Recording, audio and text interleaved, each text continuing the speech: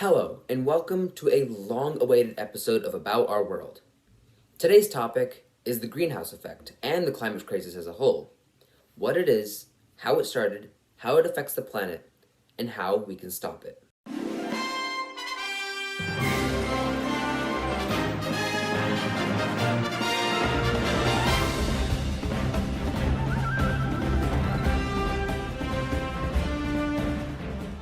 The greenhouse effect is defined as the trapping of heat from the sun inside the Earth's lower atmosphere. Think about how a greenhouse works. Since the sun's rays are ultraviolet, the wavelengths of said rays are very short. A greenhouse is structured to trap short wavelengths inside and release longer wavelengths, thereby trapping the sun's rays. Earth is an open system, which means it's constantly receiving energy from outside the planet, that energy being sunlight. With high atmospheric carbon levels, Earth's atmosphere acts as a greenhouse, trapping the sun's rays inside. The effect of this is global warming. You've heard or learned about the Industrial Revolution, right? The Industrial Revolution kickstarted some of the biggest technological advancements in human history and is still going on today. One of the biggest discoveries of the early Industrial Revolution was coal.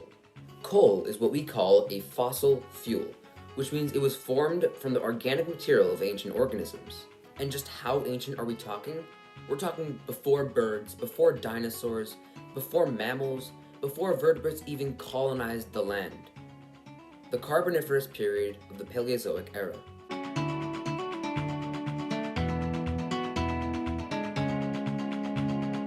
Fossil fuels are formed through the decomposition of organic material.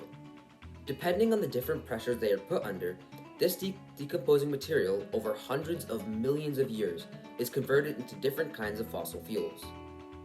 Fossil fuels are essentially formed when decomposing organic matter is put under certain pressures, making it unable to properly decompose, forming coal, oil, or natural gas. Okay, so now we know where fossil fuels come from, but how do they connect to carbon emissions? Well, as you might know, carbon is the basis for all organic life. Life comes from carbon. The carbohydrates used for energy? Lots of carbon there. Fats or lipids? Made up of a hydrocarbon chain. The cellulose and chitin, which make up plant and fungus cell walls respectively? Those are really just a bunch of glucose molecules which have, you guessed it, carbon. So these fossil fuels are jam-packed with carbon. Now what happens when you burn these fossil fuels to make energy? All that stored carbon gets released. And what does atmospheric carbon buildup cause? The greenhouse effect. Since the 1880s, or the beginning of the Industrial Revolution, the global temperature has risen by about 1.5 degrees Celsius. Now, Earth naturally warms and cools at its own rate. In Earth's history, it's had 3 ice ages and many global warming events. However, this all happens due to volcanism and other seismic activities like plate tectonics, and takes thousands to millions of years to gradually change the climates, giving plants and animals time to adapt to their changing environment. However, with the rate of warming seen today, scientists predict that the global temperature will rise by between 3.5 and 8 degrees Fahrenheit by the year 2100. This global warming and climate change is causing weather to become more extreme.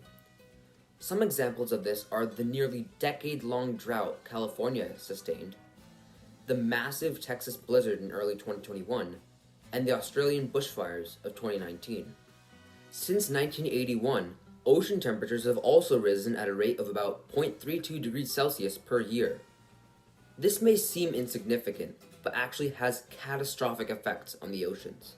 Corals are extremely important animals to their ecosystems. They have a very tight range of habitable temperatures. Due to the rise in ocean temperatures and ocean acidification, corals are reacting to the environmental change by expelling algae called zooxanthellae, with whom they share a symbiotic relationship. By expelling these algae, coral are not only losing their vibrant colors, a process called coral bleaching, but they are also losing their source of food from the algae and dying. This is decimating ecosystems. Ocean acidification is also decimating shelled mollusks like oysters and snails, and the animals like hermit crabs who use those mollusks' shells after they die. Water forms a compound with carbon dioxide called carbonic acid.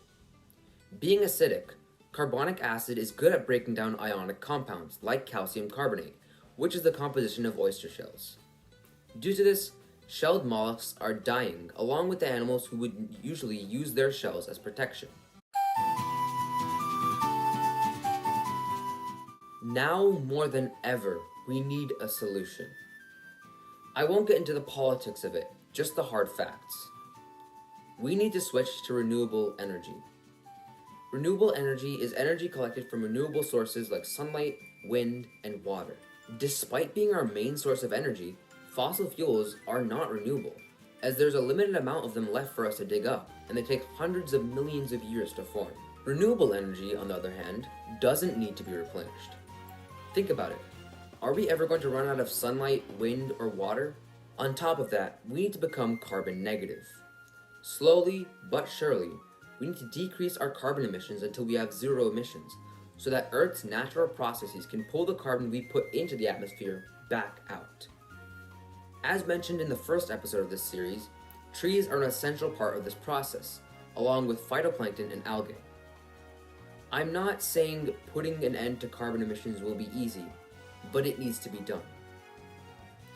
I'll see you in February?